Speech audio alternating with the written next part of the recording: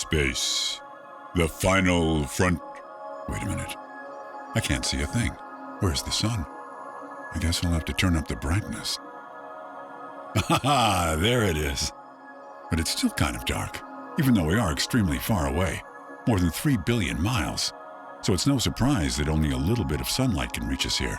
Strange thing is, we're in the middle of the Kuiper Belt, so there should be lots of asteroids around. Just a second. I'll crank up the brightness even more. Ah, there they are, the asteroids at the edge of our solar system. And, oh wait, one of them's coming right at us.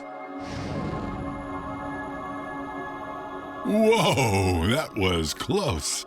It is really impressive to look at, though. Unfortunately, all of these are just lifeless chunks of rock and ice. So let's fly closer to the sun and see what else we can find.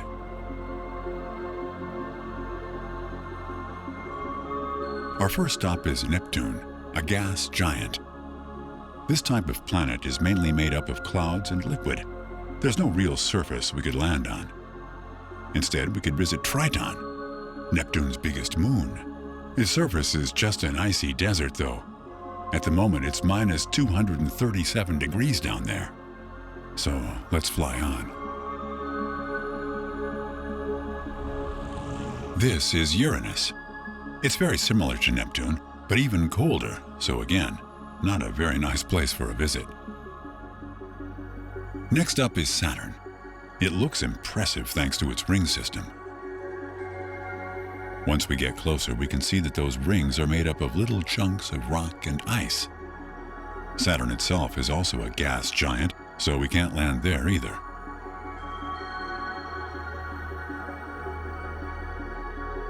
And with Jupiter, it's the same.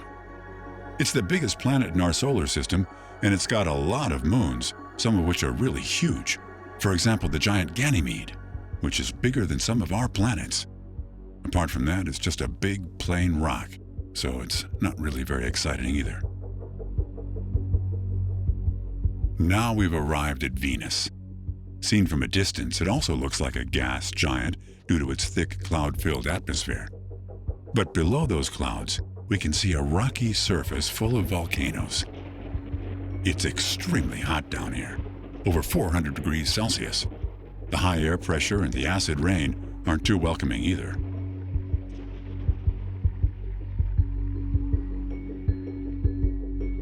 Now on Mars, things look a bit better.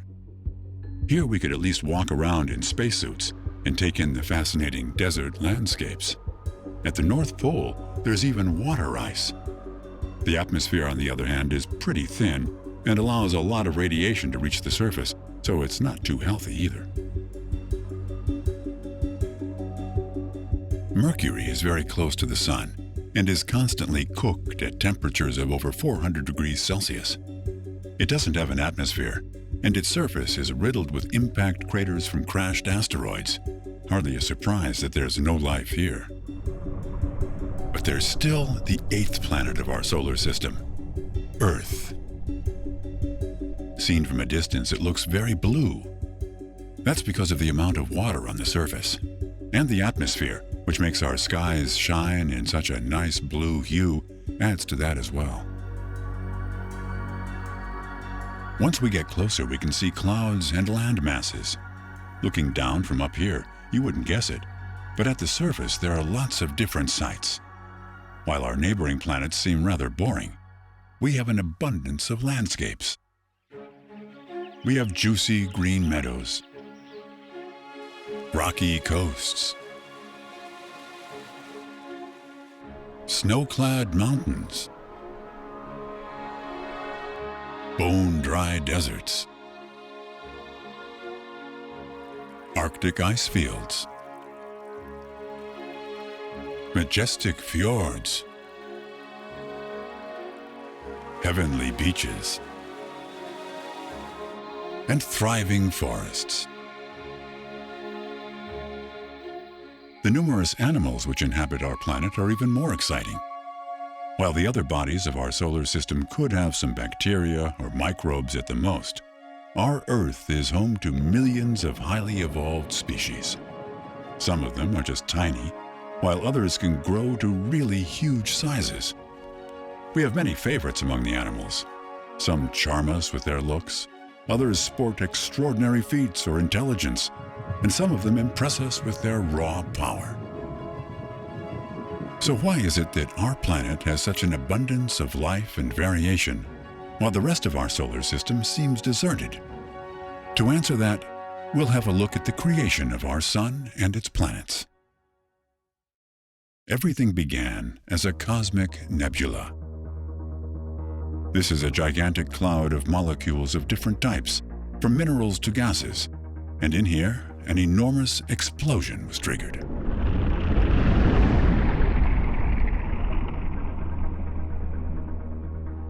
That was the ignition of our sun, which triggered an incredible chain reaction.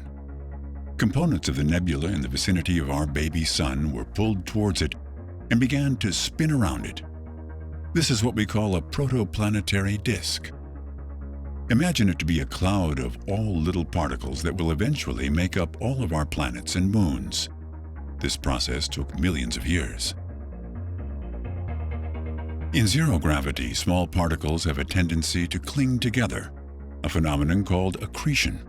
It leads to the formation of little chunks of matter which get bigger and bigger. Here they've already reached the size of asteroids, which are whirled about by the sun's gravity. They crash into each other, stick together, and get bigger and heavier.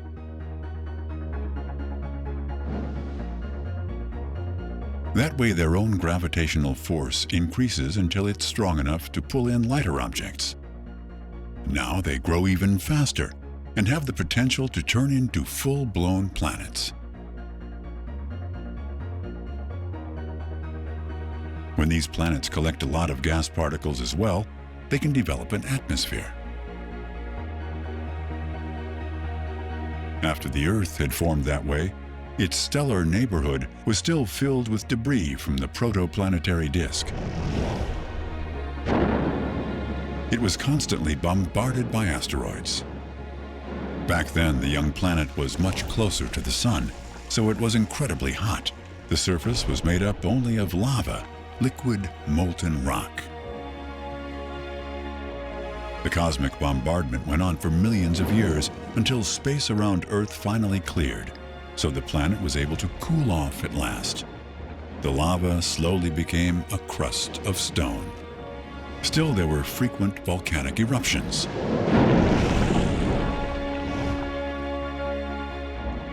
They spat water vapor from the inside of the Earth into the air, while meteors of ice supplied the planet with more water. A water circulation was set into motion. Water vaporizes, rises up as clouds, and then cools off again, so the water comes down as rain. The rocky valleys of Earth were partially flooded by that water, so our seas and oceans were created. The land masses changed over and over through the course of millions of years, until finally our planet took the shape we know today. Presently, our oceans cover about 70% of the Earth's surface. All in all, they hold about 300 billion gallons of water.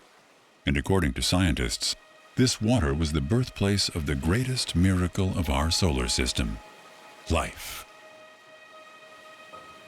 At first, there were single-celled organisms like microbes or bacteria, which in the course of millennia evolved into larger and more complex beings. At some point, the first fish swam through these waters, and today we have over 200,000 different species in our seas. A striking example for this diversity are coral reefs, where we're going to do some diving now.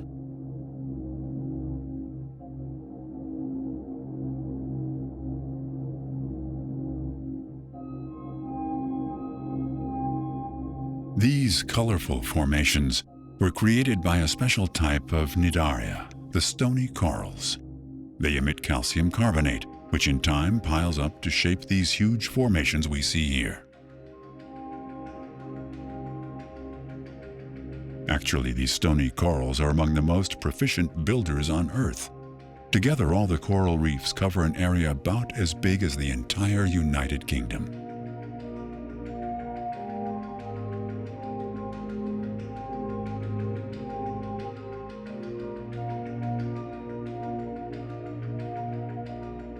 The colorful appearance of the coral reef stems from the stony coral's symbiosis, a helping partnership with certain types of algae. By working together, they create a blooming habitat for fish and other sea dwellers, even in areas which wouldn't offer a lot of nutrition otherwise. In this fascinating biotope, a lot of species live in a symbiosis. A great example are anemone fish, like these clownfish. They can't swim very well, so they hide from predators inside the anemone. In return, they drive off filefish, which would eat the anemones. Interestingly enough, all clownfish are males when they're born. They live in groups of several males and one female. The female is always the biggest and strongest.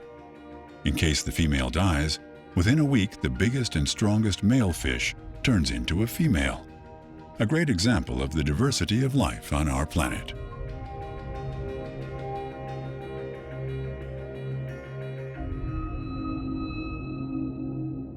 The jagged surface of the coral reef offers a lot of protection in the form of cracks and caves. Moray eels make the best use of that. They're sea predators that look a little like snakes. During daytime, they only stick their heads out and go hunting at night, after which they always return home. For the smaller reef dwellers, the moray eels are a serious threat. But there are way bigger predators in these waters. This shape in the back there could even give human divers a scare. It's a shark.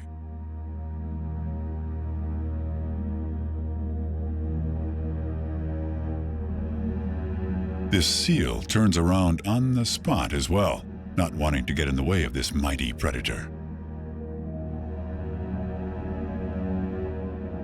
Swarms of fish, like this one, try to protect themselves from the shark by swimming in a formation and performing evasive maneuvers. But this hungry shark doesn't give up so easily. Once the shark has made a catch, other parties come calling as well. For example, these remora, sometimes called suckerfish. They have a kind of suction cup on their head and attach themselves to large predators. They enjoy their protection as well as small pieces of prey. In return, they pick off all parasites from their host's body. Sharks are a living example of what ocean life looked like hundreds of thousands of years ago, because they haven't changed much since then. And they don't have to change either, as they are the perfect predators of their habitat. Large sharks have no natural enemies that could pose a threat, except for other sharks, of course. This specimen here obviously has had his share of fights. A chunk of flesh was torn out from his lower jaw. This fellow, on the other hand, has lots of heavy cuts and scars on his head.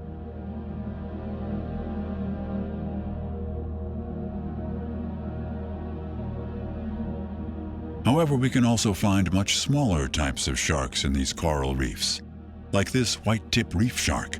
It's only about 4 feet long. This is a nurse shark. It hunts at night by pressing its mouth against cracks and crevices, sucking out dormant fishes. Here we have a mako shark, which can grow to be 13 feet long and weigh 1,000 pounds. Because of its pointy head, it's able to swim very fast.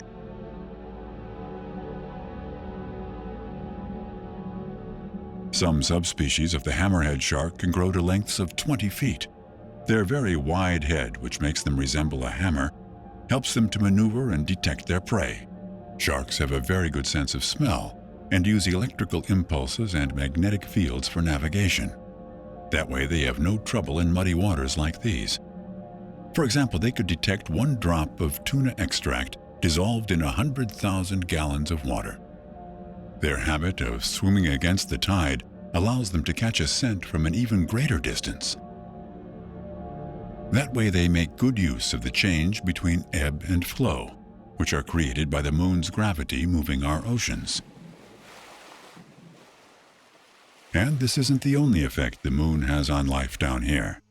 But where did the moon come from in the first place?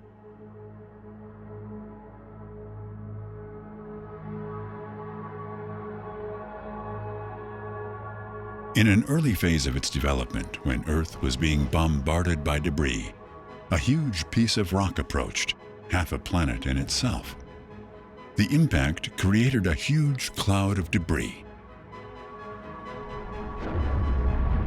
Due to the Earth's rotation speed, which was much faster in those days, that debris started to circle around the planet, giving it a look somewhat similar to Saturn. In the course of millennia, these chunks shaped up into a mass of rock once again. Both of these heavenly bodies moved farther and farther away from the Sun, which allowed them to cool off and solidify after the cosmic bombardment had ended.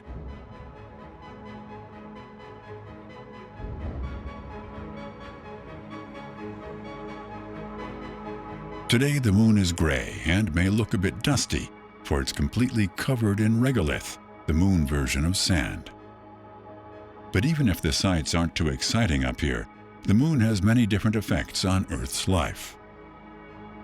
Other than sharks, some types of birds and insects use it for navigation.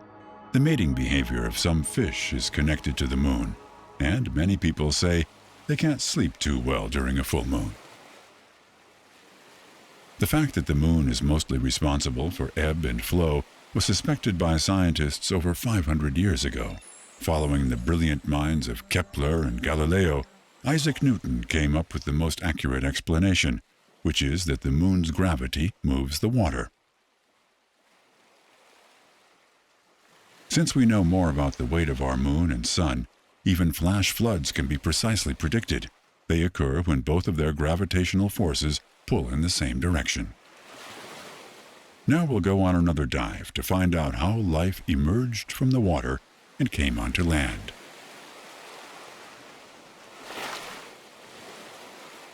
An especially graceful animal we can meet in the coral reef is the hawksbill sea turtle. They live in the sea, and their legs are shaped like fins for swimming. But their eggs, which resemble those of birds, are laid on land. And even though these turtles travel a lot, they always return to the beach where they once hatched to lay eggs of their own.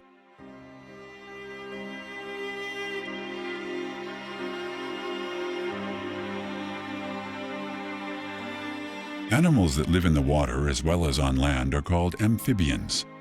In the case of the hawksbill sea turtle, their life on land is really restricted to the laying of eggs, though. They're vegetarians and feed on algae and other plants. Interestingly enough, the baby turtles start off eating fish and shellfish, but once they grow older, they change their diet to a vegetarian one. So they change their habits in a matter of years. Other things may have taken millions of years to develop.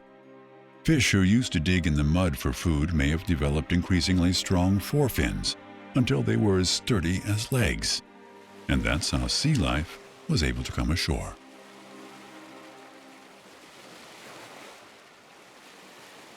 Here we see Lonesome George, the last known Galapagos tortoise.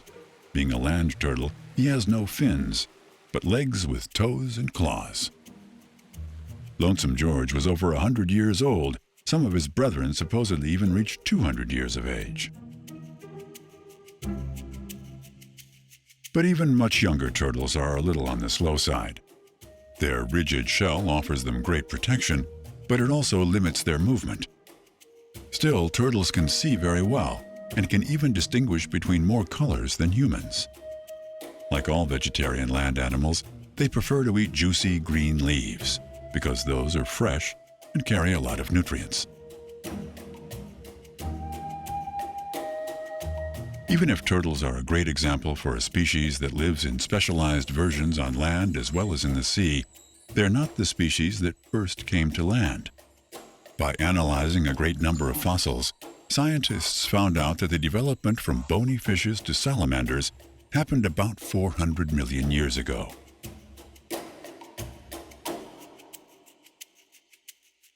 Salamanders and reptiles of our day and age can give us a good idea of what land life might have looked like back then.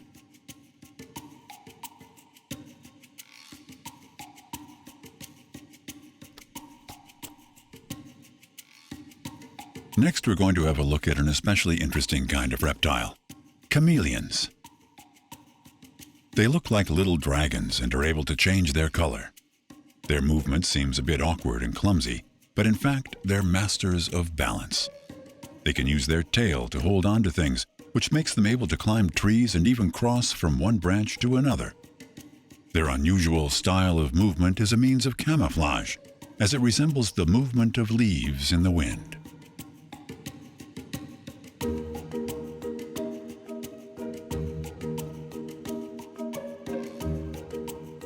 Chameleons have also developed very specialized eyes, which are able to look in different directions at once. That gives them almost a full circle of vision. When the animal is looking for prey, its eyes look around individually. Once something edible is found, they both start looking in the same direction, so they can see three-dimensionally. That way they can estimate the exact distance to their prey. Ultimately, their long tongue lashes out. Surprisingly, their tongues can be up to twice as long as their bodies. Chameleons are famous for their ability to change their body color. However, this is not used as a means of camouflage, but rather as a means of communication. They can change colors and patterns within minutes to threaten rivals or court females. Still, there are some types of chameleons that have adapted their appearance so well to their habitat that they're almost invisible. With this specimen here, you'll really have to look twice to spot it.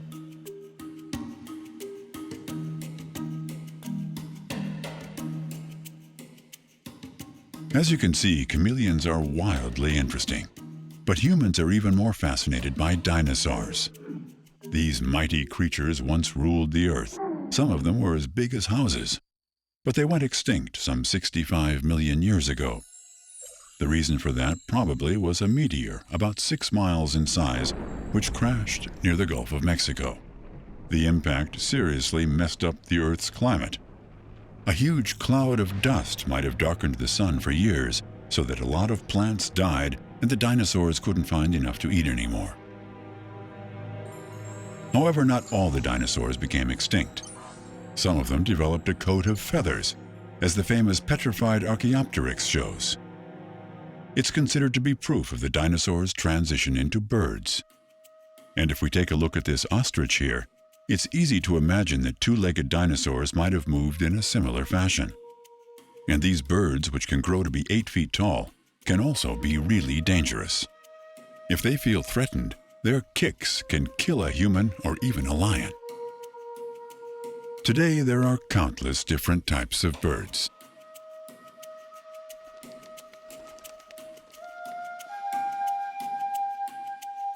Among their numbers, parrots are an especially colorful kind.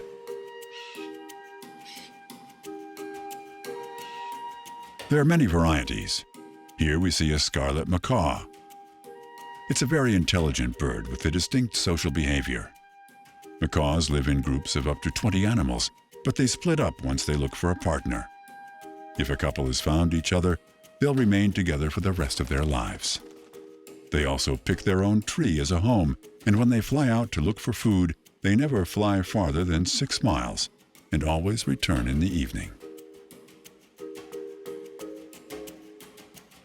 Their colorful plumage also has its use for communication, which is also true for smaller subspecies like these pygmy parrots. Birds can tell gender, age, and health condition from the appearance of their peers. Like most birds, parrots can also see ultraviolet light, which is invisible to humans. That way, they can recognize even more details in their peers' coat of feathers.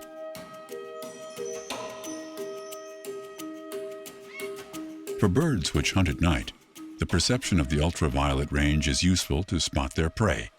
This doesn't work in total darkness, but the light of the moon is good enough.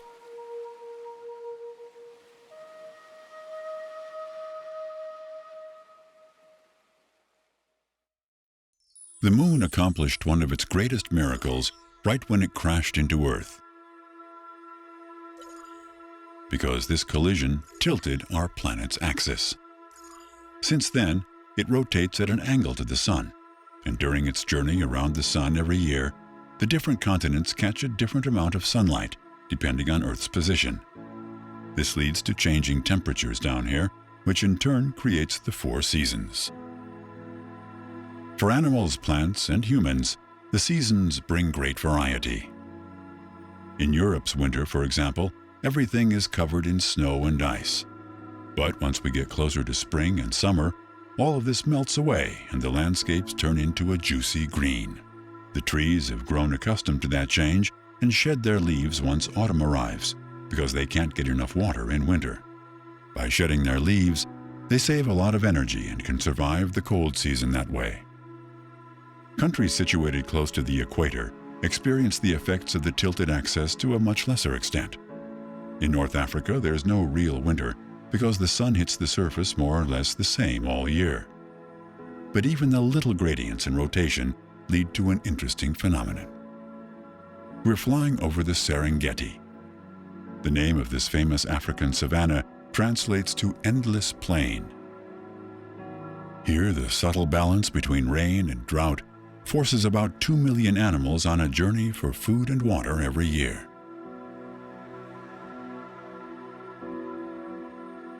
In a hot climate like this, life revolves around water. A lot of pools and watering holes dry up in the course of a season, while new sources of water appear elsewhere. For that reason, some animals have adopted to living their life by huge rivers.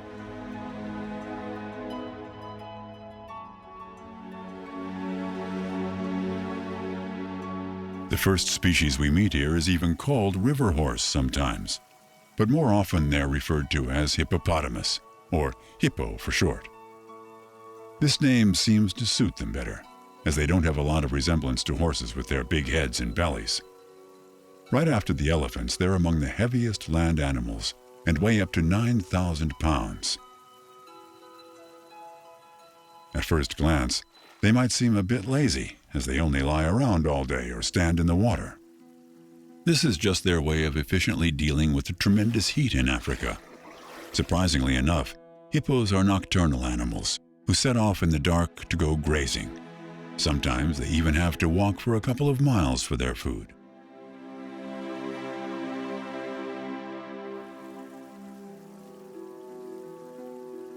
If you look at them during the daytime, you wouldn't ever guess that hippos can run very fast, up to 30 miles an hour. Their swimming, on the other hand, isn't very proficient. Even if they have adapted to life by the water and can dive up to 30 minutes, they mostly stand or walk in shallow waters. Their clumsy style of swimming is sometimes described as water walking. Hippos aren't the only animals whose life revolves around the water, though. Many other animals, like these gazelles, come to the river to drink.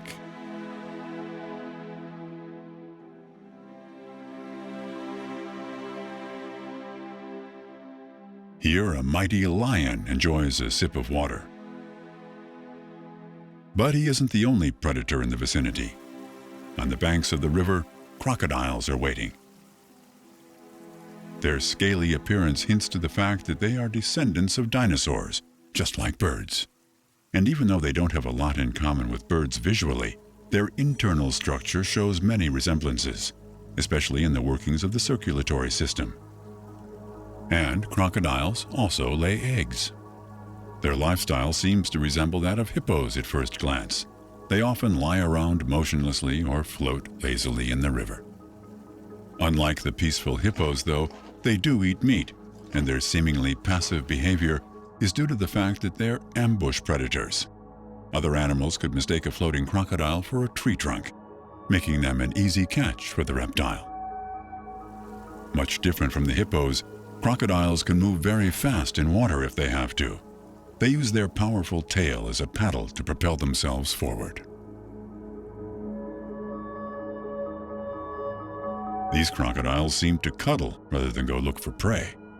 This is not unusual, though, as they only make one catch per week on average. They're not as voracious as you might think. Also, they're not in a hurry, because they know very well that soon hundreds of thousands of animals have to pass the river right here at this spot. For now, everything is still green at the watering hole. Animals like these zebras have enough food. There's even enough for the elephants, even though these gentle giants literally need tons of food. A grown-up elephant needs to consume up to 300 pounds of food each day, mostly in the shape of grass. That is why they too have to follow the course of the water when green plants become scarce. They don't have many other worries though. As the largest land animals, they don't need to fear any predators. Even this young elephant is already big enough to fend off even the strongest hunters in the savannah. That is why the nearby cats of prey aren't interested in the least. This lion just lies lazily in the sun. Thanks to his strength, he's known as the king of animals and hardly has anything to fear. Relaxedly, he watches his queens, as lions live in small packs, which usually consist of 1 male and 3 females.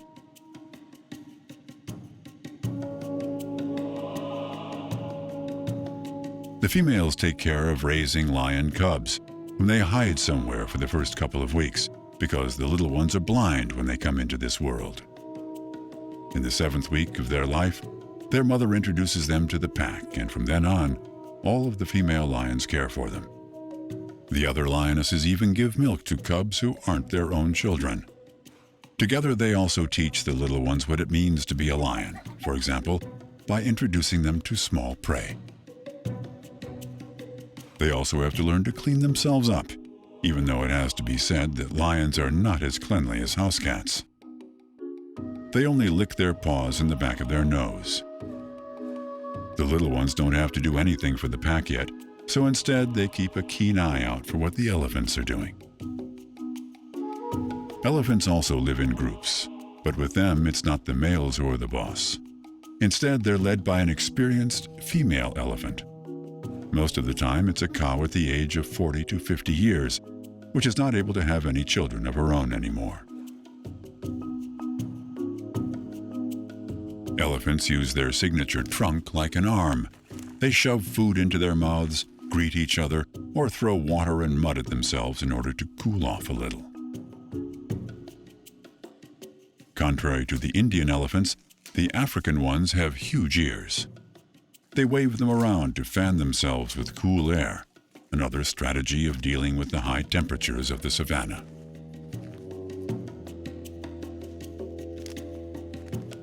The young elephants learn their social behavior from their mothers. They're very peaceful, but once food gets scarce, they can become a tad more aggressive.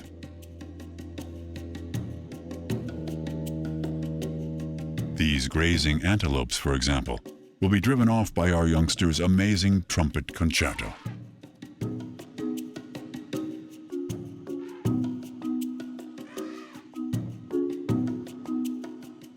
The young lions learn to hunt by watching their parents, but also by play fighting amongst themselves.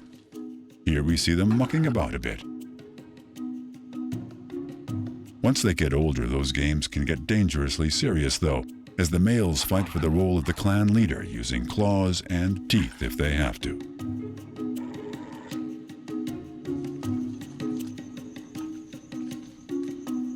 At the moment, everything is fun and games here for the animals, but the scorching sun keeps on affecting the landscape. As the planet changes its angle to the sun a little every day, some watering holes dry out, while new opportunities appear elsewhere. That is why the huge herds have to move on. Here, a group of wildebeest are marching onwards. They often travel in the company of zebras and African buffaloes. As a bigger group, they can protect themselves from predators more easily. The animals react to warning calls from other species, and some even stand guard while others sleep.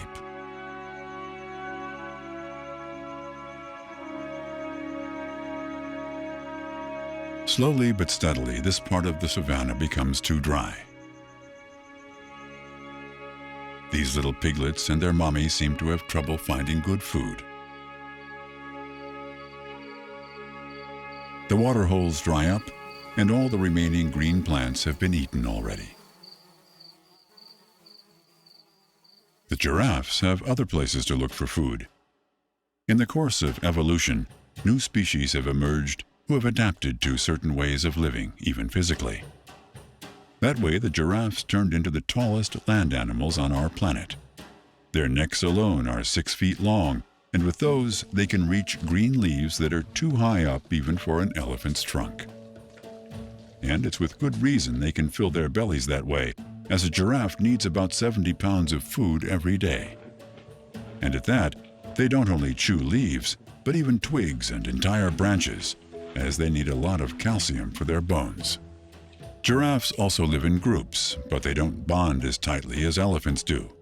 Still, they work together to fight off predators who've had a hard time sneaking up on them. With their heads up high and their huge eyes, they can keep an excellent overview of their surroundings.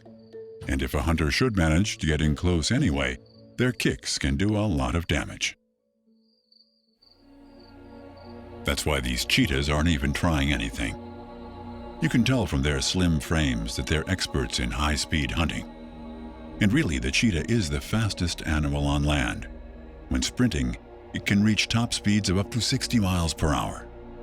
The drawback is that it's kind of limited in the prey it can handle. This injured buffalo, for instance, would be the perfect prey for lions. It's dragging a leg and can't keep up with its herd anymore, so it's basically defenseless. But a cheetah has a much smaller jaw than a lion, as well as smaller teeth.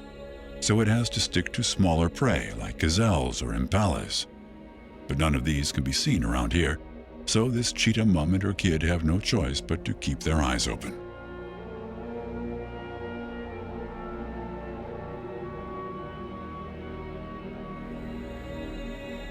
In the scorching noontime heat, they aren't going to move very far either.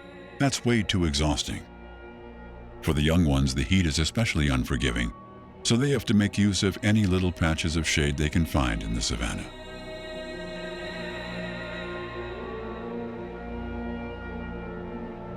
This white rhinoceros is even less of a food source for the predatory cats.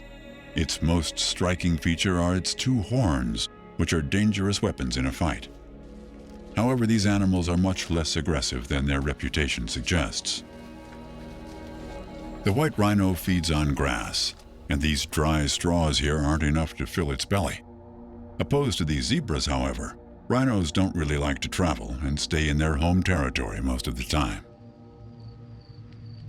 But the giant herds of hoofed animals have no choice but to follow the course of the water. Normally, zebras live in much smaller groups. Usually that means 1 stallion and 6 to 7 mares with their foals. The foals are able to stand right after they're born and sport the typical zebra pattern, which clearly sets them apart from horses, with whom they share many similarities. The pattern's purpose is to confuse predators who have difficulties telling multiple zebras apart in a group. The patterns also keep away horseflies and most probably have a cooling effect as well. Zebras have very good eyes, and with their large, movable ears, they can hear even better than horses. If they spot a predator, they give wailing calls as a warning. These little gazelles enjoy the protection of the zebras, as they would be easy prey for the nearby cheetahs on their own. For now, the big cats don't dare to attack, as zebras are known for being tough opponents who bite or kick. Still, once the cheetahs get too hungry, there's a chance they will attack out of sheer desperation. Faced with starvation, all species of big cats are known to attack dangerous prey or even join forces with other hunters like hyenas. And the nearby hyenas are starved too. They eat carrion, so they're normally satisfied with other predators' leftovers. But around here, not a single bit of food can be found anywhere. Still, the hyenas are in luck, as there is a commotion with the large herd. The lions are attacking.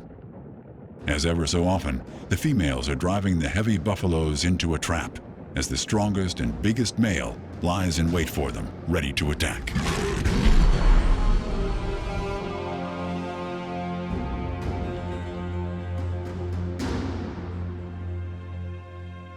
For a moment, quiet falls over the Serengeti. The lions have killed the buffalo, while the rest of the herd have made their escape. But some other animals, like these vultures, have been following the lions' actions. They know they should keep their distance for now, as lions have a strict hierarchy. First, the male lion may eat, Next up are the females, followed by the young ones. But then, the time has come for the vultures. They take to the skies and fly over to the carcass, where the hyenas have also arrived in the meantime. Now these carrion eaters fight over what the lions have left, and we can see how aggressively the hyenas are driving off the birds. Hyenas also follow a strict hierarchy among their packs. With them, the females are in command, and they rise through the ranks the longer they've been with the group. Interestingly enough, mothers help their daughters to reach a good position in the pack. Most of the hyenas are satisfied now, and to add to the carnage, marabous have appeared in the meantime. These bald-headed birds are also carrion eaters, but they're even bigger and more powerful than vultures. The last hyena backs away from these odds and retreats reluctantly.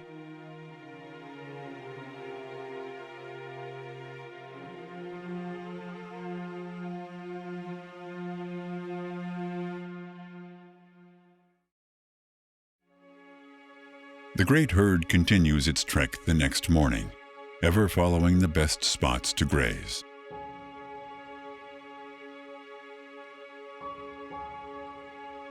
The elephants are also calling to assemble. The grass has dried up so much, it's just not tasty anymore. Tooting loudly, they find each other. Some of their subsonic calls can be heard for miles by their peers.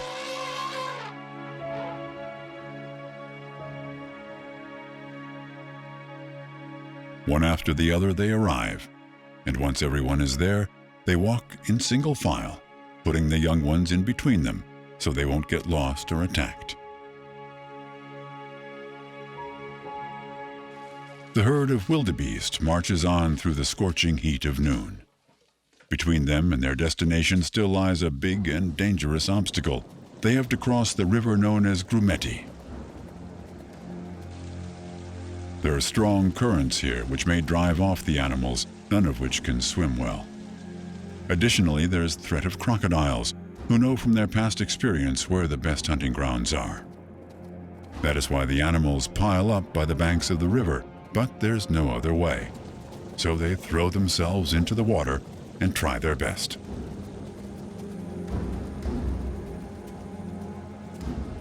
Even though this looks like plain chaos, scientists have proven a swarm intelligence with the wildebeest. That means they look for feasible spots to cross as a unit, which in effect helps the entire herd, even if individuals are put at risk. Ultimately, this means that not all of them are going to make it.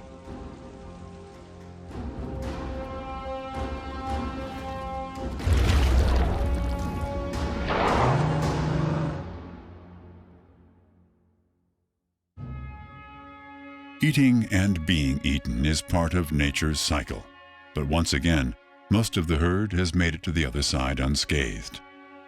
This yearly journey is arduous for the animals, but it's a good example of how the inhabitants of this earth adapt in order to survive.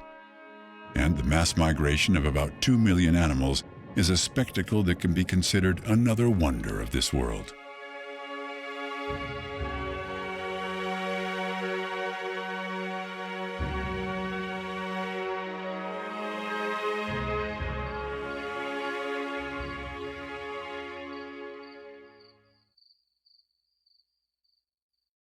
All the commotion in the Serengeti is silently witnessed by Mount Kilimanjaro, the biggest mountain mass of Africa. Its highest peak is almost 20,000 feet high, surpassing all mountains of Europe. It's uncanny how this giant stands out against an almost endless plain. It's pretty easy to explain, though, because this mountain massif was created by volcanism.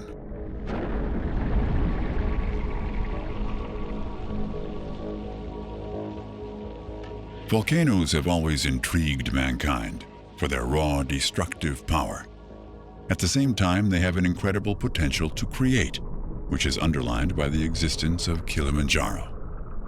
Its 3 summits were created some 2 to 3 million years ago. The last eruption supposedly happened about 200 years ago. But even today, there's activity below the surface. On average, there's 1 volcanic eruption per week on Earth, most of which aren't dangerous, fortunately. Improved techniques of measuring and predicting this activity can save a lot of lives today. Still, some volcanoes remain incomputable and volatile. Their incredible power can be explained by taking a look below Earth's surface. The Earth's crust, on which all life takes place, is only about 20 to 30 miles thick. Its outer core, starting from a depth of about 2,000 miles, is completely liquid due to its high temperature. It's about 4,000 degrees in there. Another 1,000 miles lower, we get to the solid inner core. Here the temperature goes up to 6,000 degrees, almost as hot as the surface of the sun. This heat creates an incredible pressure, and the Earth's mantle, which lies between the outer core and the crust, is interspersed with liquid stone. This is forced upwards and creates chambers of magma in some places. Once these are full to bursting, the magma is pushed out and erupts in the form of lava.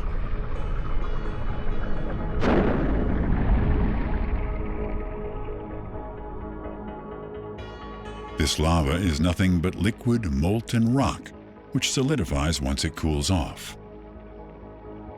The combination of bulging magma chambers and the solidified lava over time shapes giants like Kilimanjaro. The liquid rock of the outer Earth's core is also responsible for an entirely different phenomenon, which is essential to many of Earth's wonders. Geodynamical effects inside the core create the magnetic field that surrounds our entire planet. It acts like a force field which keeps dangerous radiation from the sun away from us. The sun's energy-rich light is very important for life down here, but it also emits unhealthy radioactivity, which is diverted by the magnetic field and our atmosphere. Also, there are huge plasma eruptions, which would damage our electrical power grid if they reached us.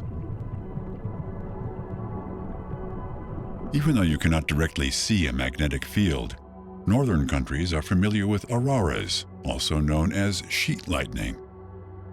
This phenomenon occurs when charged particles from the solar winds enter the atmosphere. The results are magnificent, colorful streaks of light in the sky. Here we witness some auroras over northern Finland.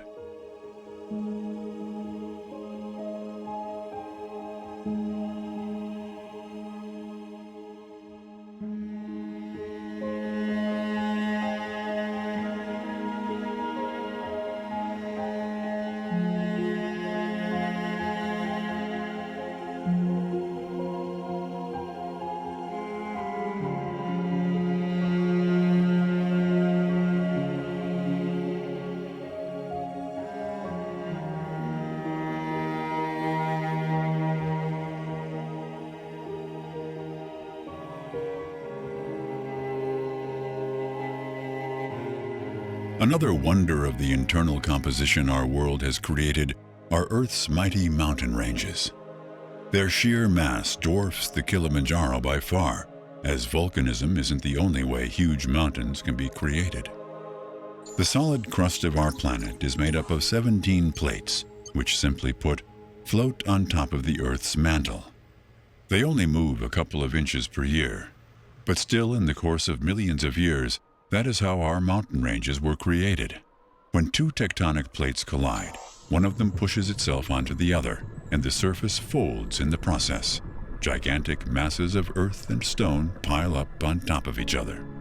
Just like the Himalayas in Asia, where the highest mountains of our planet are located, the Alps are also a range of fold mountains. This mighty mountain range stretches out for over 600 miles and runs through 8 countries. There are more than 100 summits here that sport a height of over 10,000 feet. Of course, this offers a great challenge for mountaineers. In their quest to beat the powers of nature, they've put summit crosses on many of these peaks. Still, visitors like those are rare up here. In these highest of heights, there's hardly a chance for life to prevail. These mountain goats can't find anything to eat either, and have to climb down rather sooner than later. A certain species can still watch these summit crosses from above, namely the cranes. These migratory birds pass the Alps on their yearly journey south, even if they mostly choose a route of lower altitude. The demoiselle cranes of Asia, however, have to cross the Himalayas each year to get to their winter quarters in India. They can fly 25,000 feet high, but still the journey over the highest mountains of the earth is dangerous to them. When the winds are unfavorable, they can die from exhaustion or they're hunted by gold eagles. In completing their journey against all odds year after year, they're the bravest migratory birds of them all.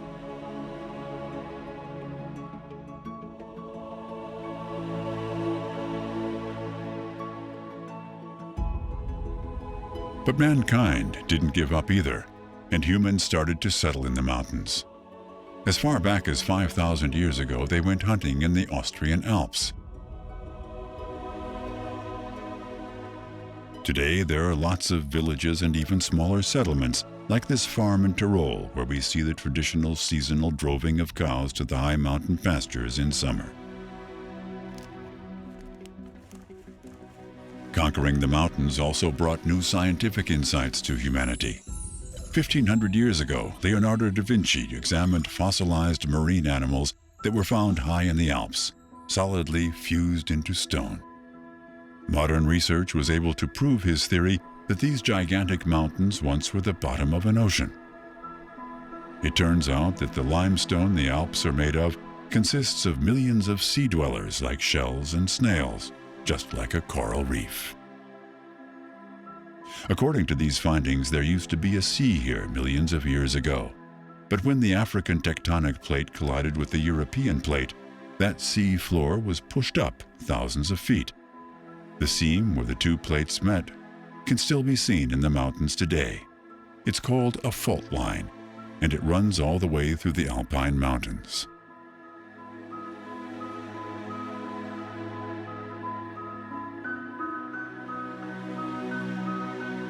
But even this could change in a matter of 1,000,000 years again. Scientists have found out that the Alps were once over 6,000 feet higher than they are today. Here we can see how this might have happened. When thaw water runs into little cracks in stone, it can break off some of the stone when it freezes again, because ice takes up more space than water. This is how these extremely rugged-looking ridges were created. Another proof of the incredible creative power of our world.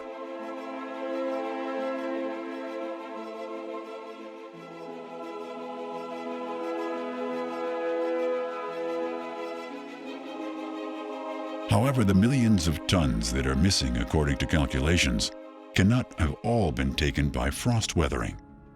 A much bigger erosive force must have been at work, a powerful force known as glaciers. Glaciers are huge formations of ice which are created by snow falling onto snow over and over again. By means of the rising weight, the lower layers of snow are compressed and turned to ice. Factors like gravity set this incredibly heavy ice mass into motion, so the whole glacier travels several feet per year. It breaks off protruding pieces of rock and drags them along, so the glacier works like a gigantic sandpaper. The results are vast canyons that look like rivers or roads when seen from above. Still, one question remains, and this is how could there be glaciers over 10,000 feet high? The answer to this are the ice ages. On several occasions in Earth's history, northern Europe and the Alps were completely covered in snow and ice. This caused the erosion that cut these mighty mountains down by 1/3 of their height. But even today, the Alps are very impressive and offer many breathtaking views.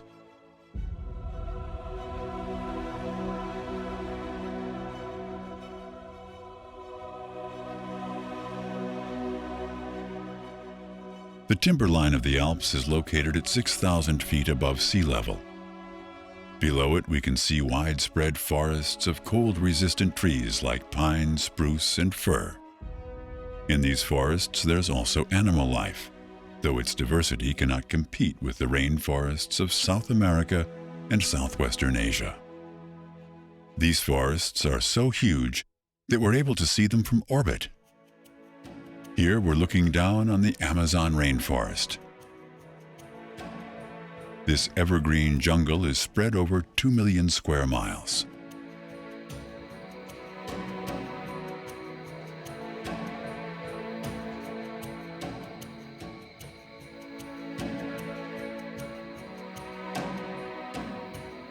In a tropical rainforest, the vegetation is typically arranged into layers.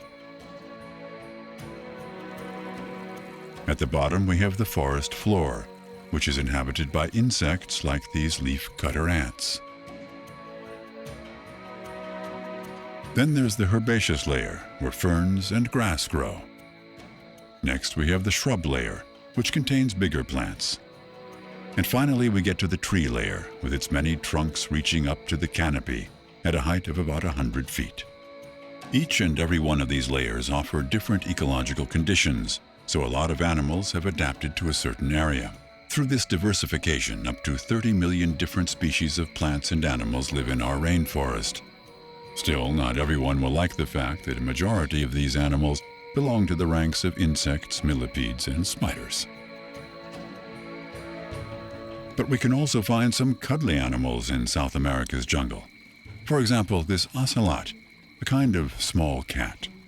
In spite of its name, it's still double the size of our house cats. Ocelots are very shy, nocturnal animals who live in solitude, which is why this one retreats to its lair now. Jaguars certainly are a lot bolder. They're the third biggest kind of cat and live in these rainforests. The type here is often referred to as a black panther, when in fact panthers are not really a species of their own. They're regular jaguars, only with a very dark fur.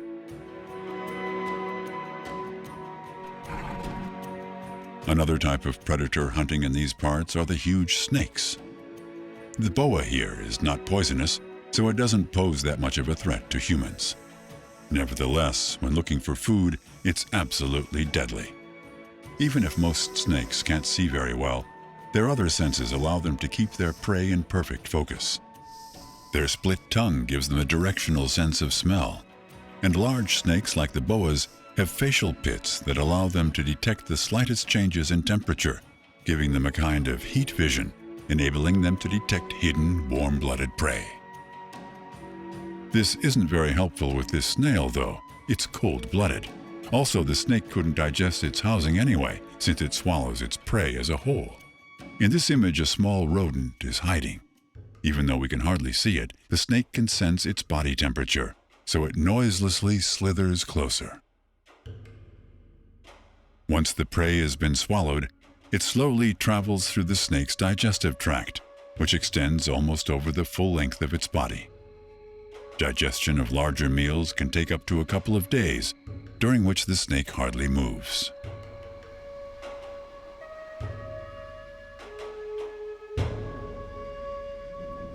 The rainforest is fittingly named for its precipitation. It really rains a lot here.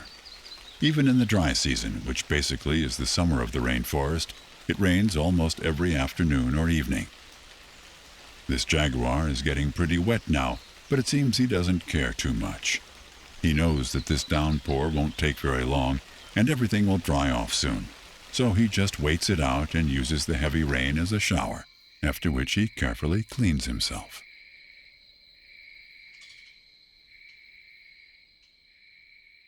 Even if rain can be unpleasant at times, it's nothing less than a blessing. To fully appreciate that, we're going to take a look at the driest places on our planet, the deserts.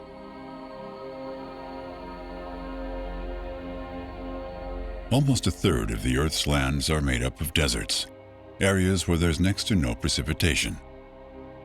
This makes these areas a hostile place for any living being. Probably the best-known desert is the Sahara in Africa, which almost takes up as much space as the USA. A fifth of the Sahara is made up of plain sand. But even if it looks like the sand just sits there, it sometimes really gets up and about. Regularly, there are gigantic sandstorms in the Sahara, which can quickly cover areas the size of the UK in dust. These dromedaries literally try not to bite the dust now, but there's hardly a chance to outrun a sandstorm. Luckily, this is not a life-threatening matter to these animals, who are very well adapted to deal with drought. They can conserve water so well that they can go for 2 weeks without having to drink a single drop. The light dust forms clouds which can reach up to a mile in height, while the heavier grains of sand are blowing quite close to the ground. That creates an effect like a sand blaster, and any rocks that stand in the way get chiseled off at the base. We can see the results very clearly in these images. Given enough time, even the biggest chunks of rock will eventually collapse and get smaller and smaller until they turn into sand as well. Because that is just what sand is, stone ground into the finest grains. In a way, the wind becomes a sculptor here, and has created many interesting pieces.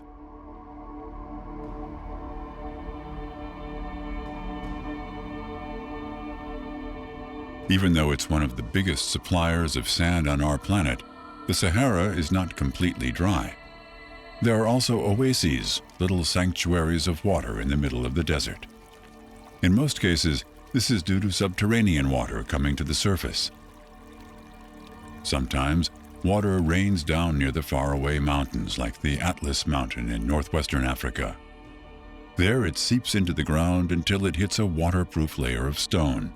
Then it flows below the surface and re-emerges in depressions, as we can see here.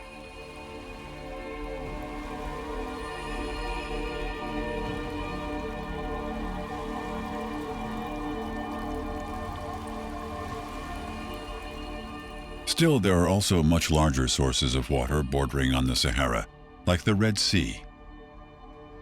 The contrast between the light sand and the blue sky reflecting in the clear water creates striking views.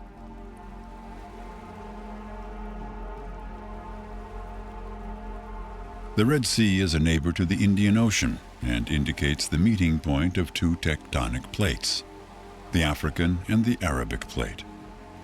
Because these two constantly drift apart, the Red Sea gets about 1/2 inch wider each year. Under the surface, we find a diversity of life, including coral reefs. Since seawater is always saltwater by definition, it's not suitable to support plant life on land. For that, freshwater is needed, coming from lakes or rivers. And not too far from the Red Sea, we can find the longest river on Earth, the Nile. It's over 4,000 miles long and runs through 5 African states before it flows into the Mediterranean Sea. It cuts a green aisle through many desert-like areas, especially in the Nile River Delta near Cairo, where irrigation systems are used to allow for abundant plant growth. Here we can clearly see the contrast between those green areas and the historical Egyptian sites. Thousands of years ago, people already made good use of the natural supply of fresh water. A fascinating civilization emerged. Some call it the first superpower in the history of mankind. As early as 5,000 years ago, dam walls built up to 50 feet in height were built here to hold the Nile at bay and control its flow. Many other impressive structures followed. The most monumental ones are pyramids, the resting places of the mighty pharaohs. Even today, they're considered to be world wonders, and it's still unclear how they could be built with the technology of their time. The burial chambers on the inside are very complex, and their secrets have not been fully understood to this day. Another imposing construction is the Sphinx of Giza. This gigantic statue is 63 feet high and displays a lion with the head of a human, probably a pharaoh. Between its paws, we find a plate installed by King Thutmose some 1,400 years before Christ.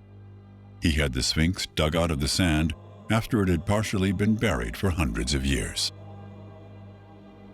The sun cult of ancient Egypt could explain its orientation.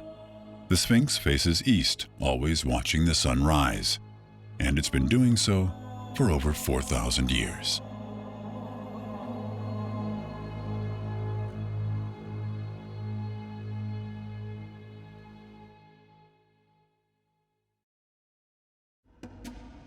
Even if today's scientists haven't yet found the key to all the secrets of ancient Egypt, it's known that the marvelous pyramids could not have been created without the Nile, as humans cannot thrive without fresh water. We're now looking at the place where the Nile flows into the Mediterranean Sea. This means the fresh water dissolves into salty waters, which make up 97% of all the water on our planet. This poses the question, where does fresh water come from, after all? The answer is given by Earth's water circulation. Salty seawater is heated by the sun and evaporates, leaving the salt in the ocean. The warm water vapor is carried away by the wind until it cools off in the mountains, where it forms clouds. We can nicely observe this process using time-lapse photography.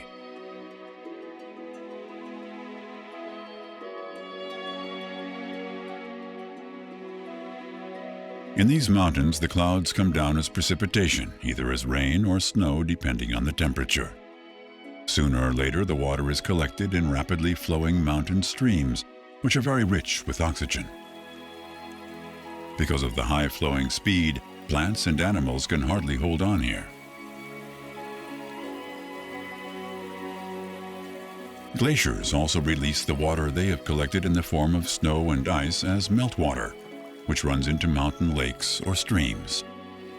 Driven by gravity, this fresh water sometimes travels thousands of miles until it eventually flows back into the sea.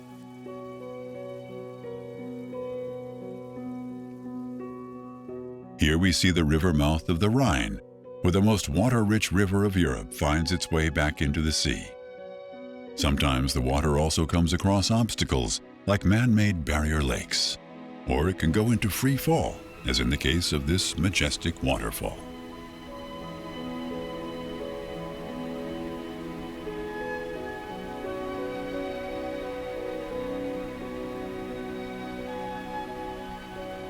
During its continued journey, the water depletes a lot of its oxygen.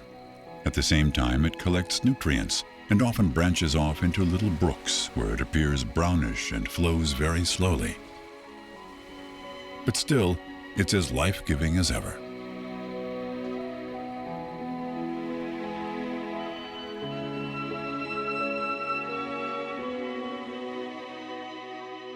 The incredible power of water and ice can best be observed in the Earth's northern regions.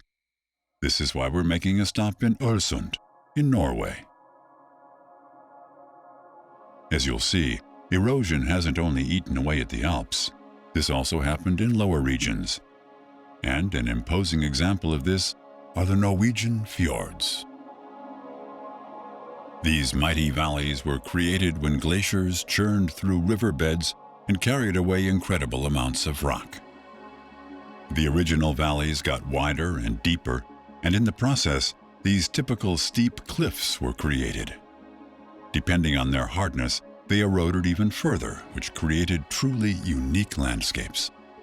The coasts of Norway are among the most impressive ones on Earth because they're littered with countless bays and islands.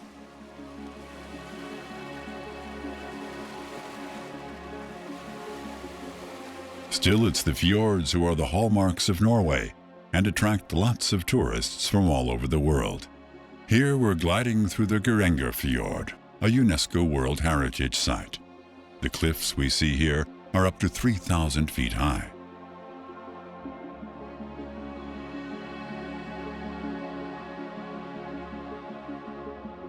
This is the Preikestolen, which translates as preacher's pulpit. It was created by frost weathering some 10,000 years ago. The steep cliffside drops for almost 2,000 feet, and the Preikestolen is a favorite destination for hiking trips. The view into the Liesefjord from up here is majestic.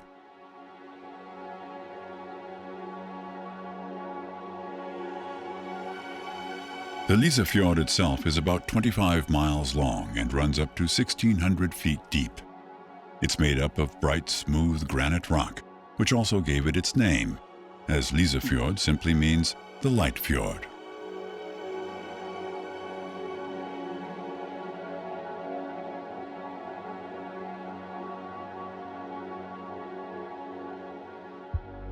Even farther north, we find a group of islands which are part of Norway and are natively known as Svalbard, which means cool coast, another very apt name, as we have an Arctic climate here. We're approaching the last mainland before the North Pole, which is only accessible via shifting plates of pack ice. Many expeditions to this northernmost point of our world started here. There are even polar bears on these islands. These animals are the largest land predators. They can grow up to 11 feet long and weigh up to 1,600 pounds. This is why they can be considered dangerous. All over the islands we find these warning signs. We can find a slightly smaller but hardly less dangerous relative of the polar bears in Canada. This North American country also reaches up to the Arctic Sea and is the second biggest country in the world, if you count the numerous lakes and rivers which take up about 10% of Canada's total expanse. The huge waterways are evidence to Canada's being shaped by glacial movement during the ice ages. The network of streams and rivers is dense. The longest river is the St. Lawrence River, which is just over 2,000 miles long. Near these waters we can meet brown and grizzly bears. Grizzly bears live in many parts of the world, even in Europe. But only in Canada do they reach their full size of up to 1,000 pounds. This is because of their diet.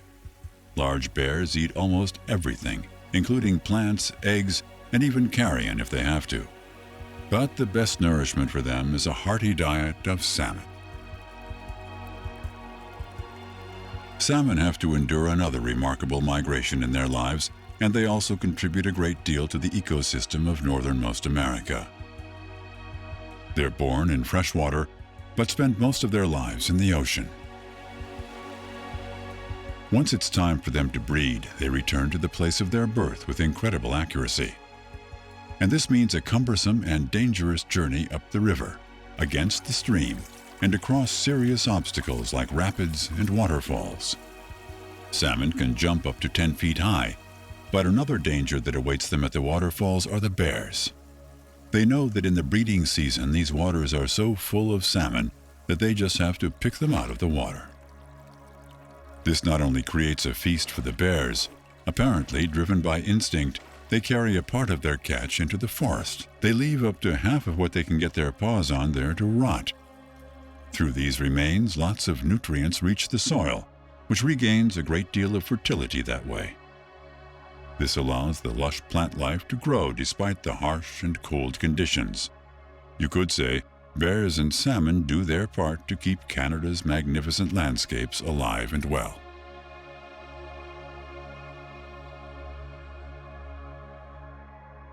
Besides the salmon, Canada is also the goal of yet another impressive animal migration. If you consider the size of the single individuals, it's even the longest in the world. Here in Mexico, we find ourselves at the other end point of that journey, where its participants seek refuge from the cold of the north in winter. But at the moment, none of them seem to be around. Now we've found a specimen. It's a monarch butterfly. And this one won't be alone for long, as we're right in the middle of their winter quarters, where millions of these insects come together in a tiny space each year. A truly fascinating display of nature.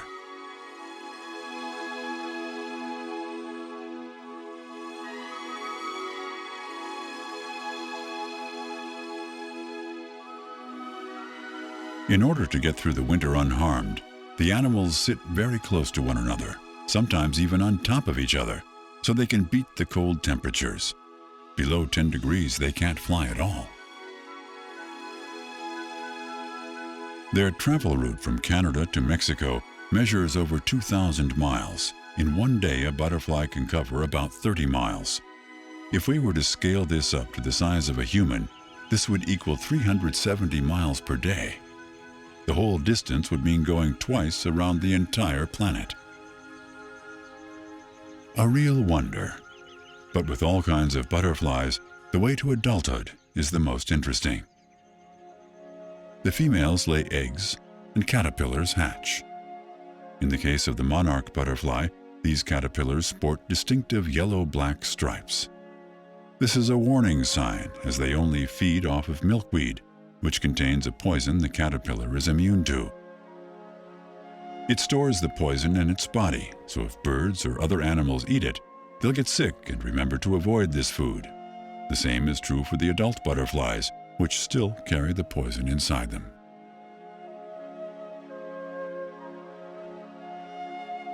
Before they become adults, the caterpillars turn into jade-green cocoons first. The butterfly develops on the inside and hatches eventually. Its striking orange-black pattern is another warning that reminds predators of the poison.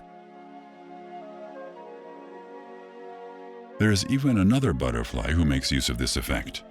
The North American viceroy looks a lot like the monarch, even though it's not poisonous at all. Still, animals avoid eating it for the resemblance. This charade of nature is known as mimicry.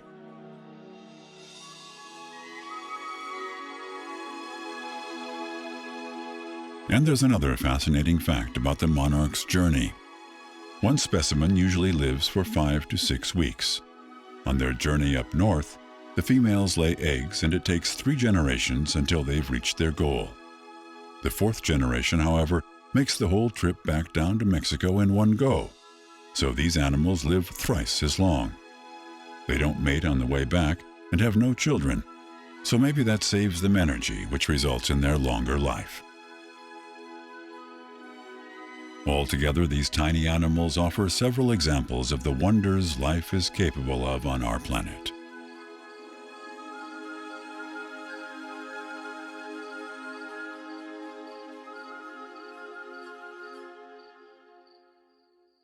A place where we can get to know yet another entirely different variety of life is the island of Madagascar. It lies in the Indian Ocean off the coast of Africa and is a real gem of creation. About 90 to 150 million years ago, Madagascar was separated from Africa and India through the drifting of the continental plates. Today, the island is over 250 miles out at sea, and this has given it the nickname the Eighth Continent.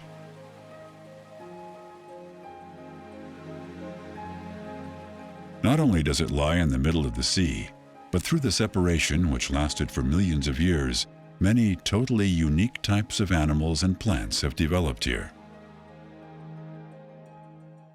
These rainforests offer a very broad palette of special flora and fauna. Here we can visit steep and craggy mountainscapes, but not far away we find meadows and wetlands. There are also savanna-like valleys of tall growing grass.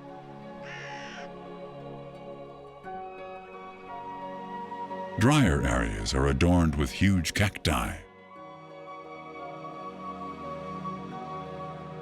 Similar to the African mainland, there are palm trees, and also the thick and wide baobabs known as monkey bread trees.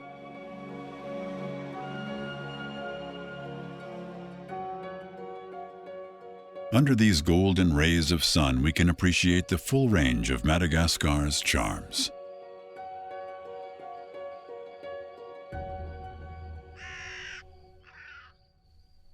The best-known animals on this unique island are lemurs. Their forefathers happened to live on the part of the mainland that separated and moved out to sea. To cope with the extremely diverse environment, over 100 different species of lemurs have developed since then. Among the most popular ones are the katas, with their striking striped tail. Large lemurs like the katas are very social animals. They like to cuddle or play with one another. Only when looking for food do they set out on their own.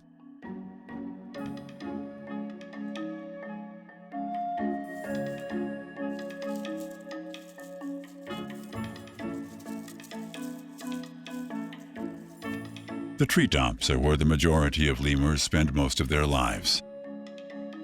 Up here, they're protected from predators, and they're excellent climbers, a feature they share with their more distant relatives. Maybe you already guessed it from their appearance, as they resemble a kind of cross between monkeys and dogs, while the length of their snouts varies with race. Scientifically, lemurs belong to the suborder of wet-nosed monkeys, and a lot of their traits remind us of classical apes, like the fact that they have two pairs of hands. They like to use those for holding onto branches while plucking food. And when they clean each other's fur, they also do that in a monkey-like fashion. And if they have an itch, they passionately scratch themselves. Their skilled hands aren't only good for fast movement through the trees, they also come in handy with the opposite, finding a relaxed position to, well, just hang out. After all, lemurs really like to stick to their trees, a real shame since they have such a cute way of moving on the ground.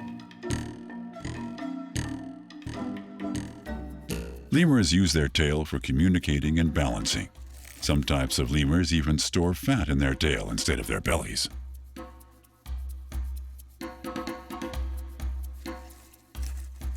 Due to their different specializations, different species of lemurs have a vast range of sizes. Some of the smallest barely weigh 2 ounces, while the biggest ones can grow to 20 pounds. Some of the smaller types have adapted to a nocturnal lifestyle in order to be safe from predators. Like cats, they even have a reflective layer behind their retina so they can see better at night. Most of the little ones are born at the end of the dry season, so they can spend their first months of life with the abundant food supply of the rain season. This lemur mommy belongs to the kind Madagascans call babakoto. They're the biggest lemurs and the only ones to sport a stubby tail. Their faithfulness to their lifelong partner, their song-like calls, and their supposed love for the sun have made them a holy animal on the island.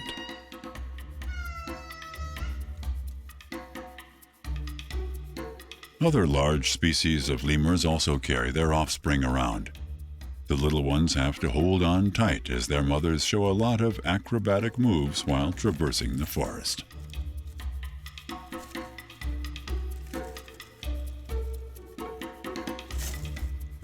The special skills of the different types of lemurs are manifold. Some can shift their sleeping-wake cycle according to season and food supplies. Some have an elongated tongue to be able to drink nectar from flowers. Others have a digestive system specialized to eat certain types of plants. The menu of the lemurs consists of leaves and grass as well as spiders and millipedes. But the most tasty food are juicy fruits, of course. Such a treat can make a little lemur really envious. But even though males and females can hardly be distinguished visually, women have the right to the best food. Still, who knows? Maybe an exception could be made in this case. It's worth a try. Go for it, kiddo. But even though this little guy tries his cutest look, it's just not good enough.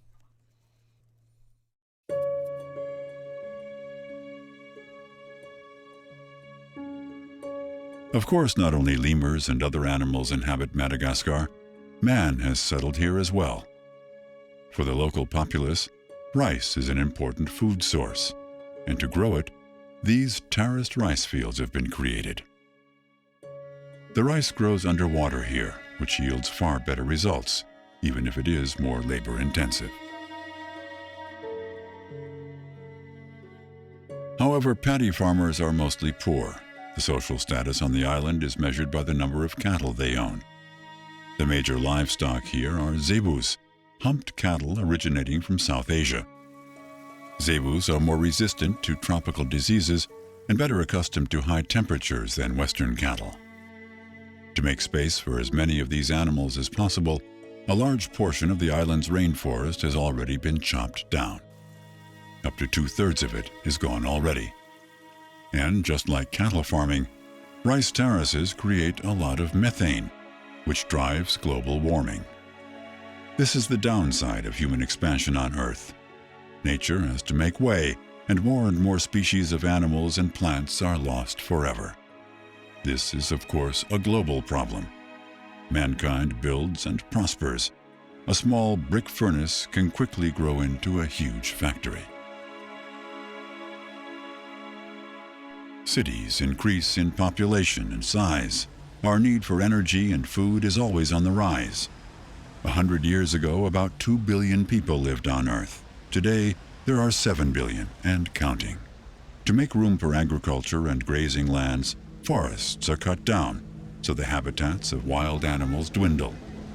Factories, cars, planes, and cattle keep on producing pollutants, which disturb Earth's delicate balance of climate.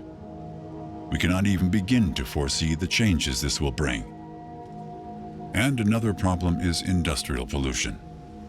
Waste and even poisons are disposed of in the ground and sea, threatening precarious creations like the wonderful coral reefs. Our cities get busier and more crowded day by day.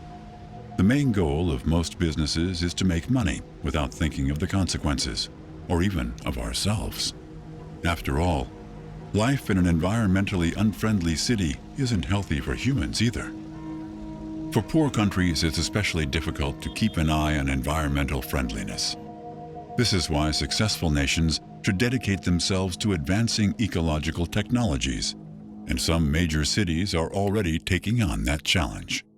Vancouver in Canada has set the goal of becoming the world's greenest city by the year 2020. Even today, 90% of the city's energy needs are provided by water power. Also, the city has the lowest carbon dioxide emission per capita of all the Americas.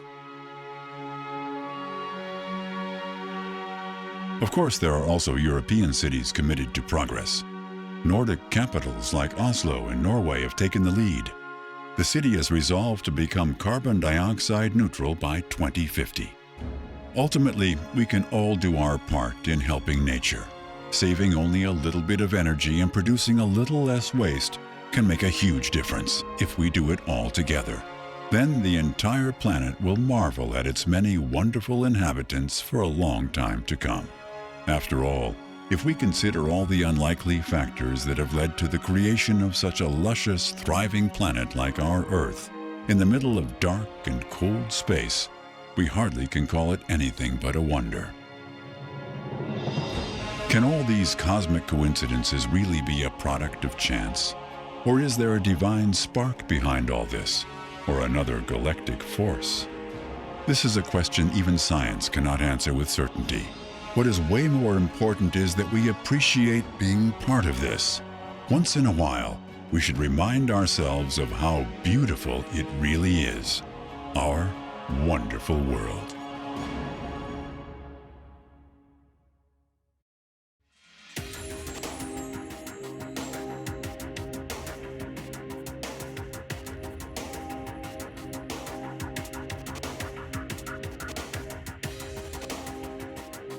Max, I am your father.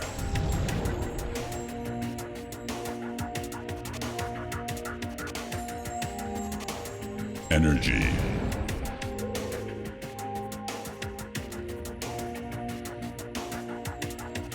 Beam me up.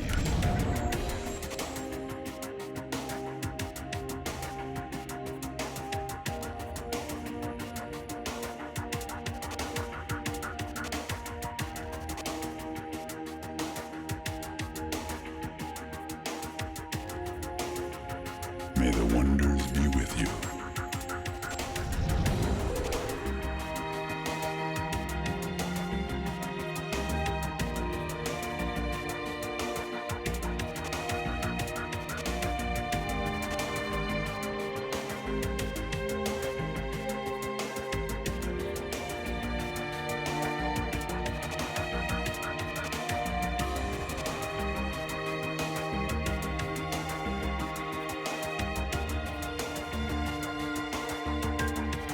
Live long and wonderful.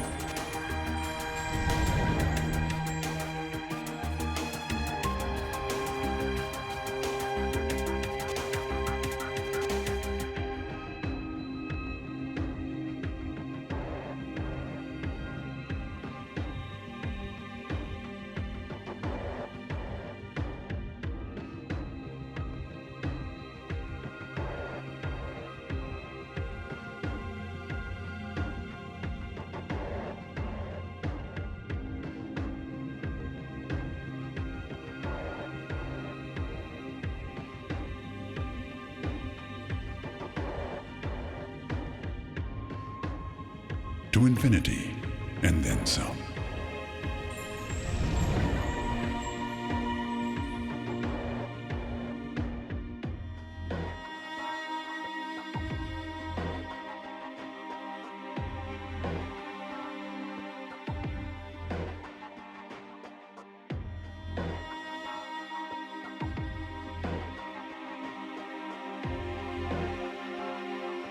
Up and at them, up and at 'em.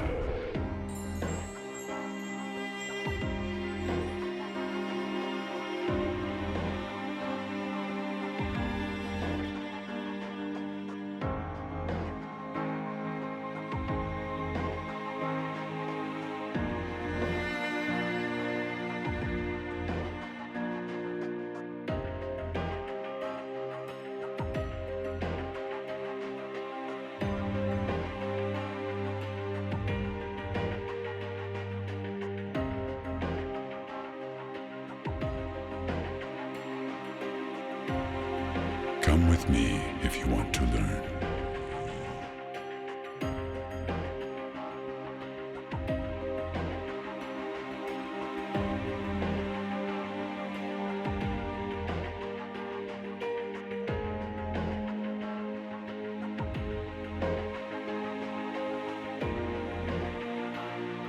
Roll out.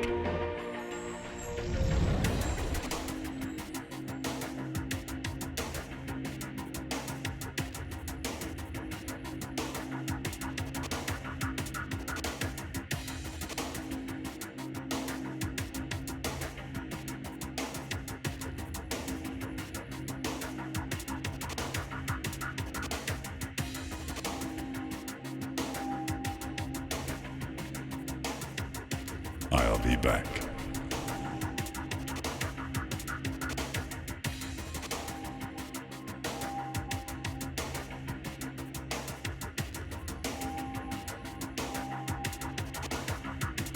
End of line.